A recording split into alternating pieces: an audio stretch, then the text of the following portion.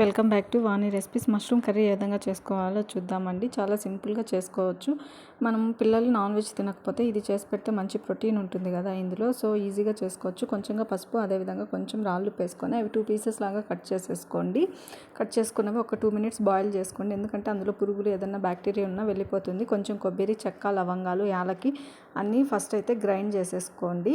కొంచెం బాగా, ఎందుకంటే ఒకేసారి గ్రైండ్ అవ్వదు కాబట్టి అన్నీ వేస్తే ఫస్ట్ కొబ్బరి అయితే గ్రైండ్ చేసుకోండి. తర్వాత 2 టమోటాలు, చిన్నగా ఒక ఆనియన్, అదేవిధంగా కొంచెంగా 2 రెమ్మలంతా పుదీనా, కొత్తిమీరని కూడా కడిగి యాడ్ చేసుకోండి. ఇందులో యాడ్ చేసుకున్నాక దీన్ని బాగా గ్రైండ్ చేసేసుకోండి. మెత్తగా మిక్సీ పట్టుకోండి.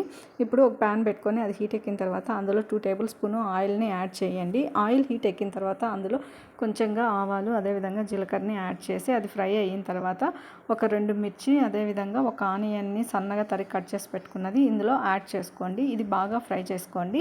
ఇది బాగా ఫ్రై అయిన తర్వాత ఇందులోనే మనము కొంచెంగా కరివేపాకుని యాడ్ చేయండి. కరివేపాకు ఫ్రై అయిన తర్వాత ఇందులో ఒక టేబుల్ స్పూన్ అల్లం వెల్లుల్లి పేస్ట్ని కూడా యాడ్ చేసుకోండి. అల్లం వెల్లుల్లి పేస్ట్ పచ్చి స్మెల్ పోయేదాకా బాగా ఫ్రై చేసుకోండి. ఇది బాగా ఫ్రై అయిన తర్వాత మొత్తము ఇప్పుడు గ్రైండ్ చేసి పెట్టుకున్న మసాలాని ఇందులో యాడ్ చేసుకోండి. మసాలా యాడ్ చేసుకున్నాక ఇది హై ఫ్లేమ్లోనే పెట్టుకునేసి ఒక 3 మినిట్స్ బాగా దీన్ని కింద అడుగు అంటకుండా ఫ్రై చేసుకోండి. ఫ్రై చేసుకున్నప్పుడు మనకి తెలుస్తుంది, ఇలా ఆయిల్ అంతా పైకి వస్తుంది. సో ఇప్పుడు టేస్ట్కి తగినంత సాల్ట్ని యాడ్ చేయండి. ఒక చిన్న టేబుల్ స్పూన్ అంతా, ఒక టేబుల్ స్పూను కారపొడి, అదేవిధంగా మీరు ఇంకా ఎక్కువ కారం తినేటట్లుంటే కొంచెం కారపొడి ఎక్కువే వేసుకోండి. మేమైతే మీడియంగా తింటాం, దాన్ని బట్టి వేస్తాను. కొంచెంగా ధనియాల పొడిని యాడ్ చేయండి. కొంచెం జీలకర్ర పొడిని కూడా యాడ్ చేసుకోండి.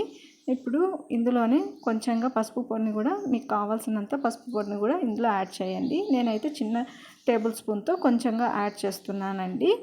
ఇదంతా యాడ్ చేసిన తర్వాత వీటిని బాగా ఫ్రై చేసుకోవాలి.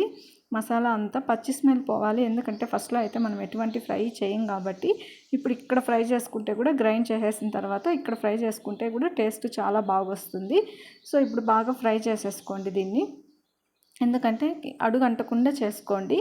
అలానే పెట్టి మర్చిపోవద్దండి. మూత పెట్టేసి ఒక 2 మినిట్స్ హై ఫ్లేమ్లో ఫ్రై చేసుకోండి. అప్పుడు దగ్గరకు వచ్చేసి ఉంటుంది. ఇప్పుడు చూడండి, ఇలా గట్టిగా దగ్గరకు వచ్చేసింది కదా. ఇందులో మనము పక్కన అప్పుడే బాయిల్ చేసి పెట్టుకున్న మష్రూమ్ని యాడ్ చేసేసుకోండి. మష్రూమ్ యాడ్ చేసిన తర్వాత ఇది మళ్ళీ ఒకసారి ఎక్కువ తిప్పద్దండి. ఎక్కువ తిప్పితే మష్రూమ్స్ అన్నీ విరిగిపోతాయండి. జస్ట్ అలా 1 or 2 టైమ్స్ తిప్పుకొని మసాలా అంతా పట్టేటట్లు, తర్వాత ఒక glass water, half glass water మీకు కావాల్సినంత కర్రీని బట్టి యాడ్ చేయండి. ఇప్పుడు నేను ఒక గ్లాస్ అయితే యాడ్ చేశానండి. ఎందుకంటే ముద్దలకి బాగుంటుంది కాబట్టి కొంచెం ఎక్కువగా యాడ్ చేసుకుంటున్నాను. మీరు హాఫ్ గ్లాస్ కానీ అట్లా యాడ్ చేసుకోండి. ఇప్పుడు చూడండి దగ్గరకు వచ్చేసింది కర్రీ అయితే.